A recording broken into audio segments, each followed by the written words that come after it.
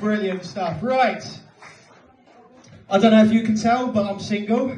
Thank you. I recently started dating after 2 years of being single. If anyone wants to know what being single for 2 years looks like, feel free to pop round my house and take a little peek in the sock drawer. There's a few pairs in there trying to claim child support. Thank you very much. That's a semen joke earlier on. Now we found it. Yeah, brilliant. Fantastic. Glad you appreciate it. But no, I started dating, so I started thinking about sort of previous relationships. And I think the one that always springs to mind is your first, right? And it may be a long time ago. But does everyone else agree? Like your first one you remember, right? Everyone remembers their first. But the caveat to that is you remember your first breakup, and that fucking hurts, right? Your first ever breakup, it's a pain you've never felt before, and that's fucking tough. I had mine when I was 16. So my first breakup when I was 16, I remember thinking, she dumped me, obviously, just make that fucking true. But yeah, I remember thinking, like, this is a pain I've never experienced, this fucking hurts, I'm going to be single forever, I'm going to die alone. I'm 31 now, and I look back at that poor, innocent, naive 16-year-old, and I just think, he was fucking right, wasn't he? Fucking hell! But I have had relationships since. I have had relationships. I was in a relationship for 5 years. I know, fucking shock. But I was. She had sex with me and everything. But I was in a relationship for 5 years, and the relationship itself, it had its ups and downs. It did have its ups and downs. And oh, by the way, any women in the audience, when a bloke says a relationship had its ups and downs, what that means was she was fucking mental. But she'd give a good blowjob. But no, so I mean, like I said, it had its ups and downs. I think the biggest problem in our relationship was we just didn't get along. We didn't have anything in common. We couldn't agree on anything. For example, I really wanted to have a woodland wedding. I wanted to get married in the woods, everyone's sitting on logs, flowers everywhere, harp music, hippie vibes. She wanted another man's dick. So not quite compatible, a little bit different. No, I should elaborate actually, because if she sees this, she will fucking kill me. We was actually in a polyamorous relationship. Does anyone know what that means? Yeah? No? Showing your age there, mate. Polyamorous relationship means it was an open relationship, so we could date who we wanted, sleep with who we wanted. We weren't tied to each other. And it was not bad, you know, it's modern times, modern relationship, yeah? Which is fine. And I think, like, if I was to do it again, if I was to enter into another polyamorous relationship, I think the one thing I would slightly change, maybe I'd do a little bit differently, is that next time I think that I should be fucking aware of it. I think next time I should know about it. Very one-sided.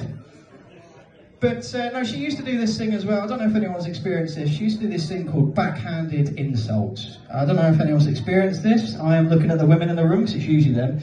So basically, it's an insult dressed up as a compliment. Yeah? We've had this before. I'll give you some examples. So she came up to me one day and she rubbed my belly and she went, do you know, a lot of women these days actually prefer men with a bit of weight to them. So, oh, fucking cheers. So, great stuff. We had sex once, just once, and she rolled over to me and she lovingly looked me in the eye and she went, you know, the more me and you sleep together, the more I appreciate men with small cocks. Now that hurt, that did hurt. Not too much. If I was to compare it to a physical pain, it was less of a stab, more of a little prick. Way! Thank you very much, thank you very much. Here's another one for you. I didn't actually know what this one meant. I had to ask around, which made it more embarrassing. She looked at me and she went, since me and you have been together, I've not had to change my bed sheets as much. I'm still not quite sure what she meant, although I am slightly confused as to why she never put a towel down. Just to summarise for you, fat, small cock, can't make a girl come. I have no idea why I'm still single. But I have started dating. I recently signed up for Bumble and Tinder. Anyone seen these apps? I'm looking more at the people under the age of 60, sorry guys. Are they round the corner? No, okay, right, fair enough. So Tinder and Bumble, they're apps where you swipe what you like. So if you like them, you swipe. If you don't like them, you swipe the other way. If I'm going to be honest, I'm a man, I just fucking blind swipe everyone. It doesn't matter. I'll take fucking anything at this point. I've even switched it from women only to I'm not sure. I might as well just fucking open up the category. But I'm not getting any matches, so I think they might be broken. I have sent an email to the support team, they told me to fuck off.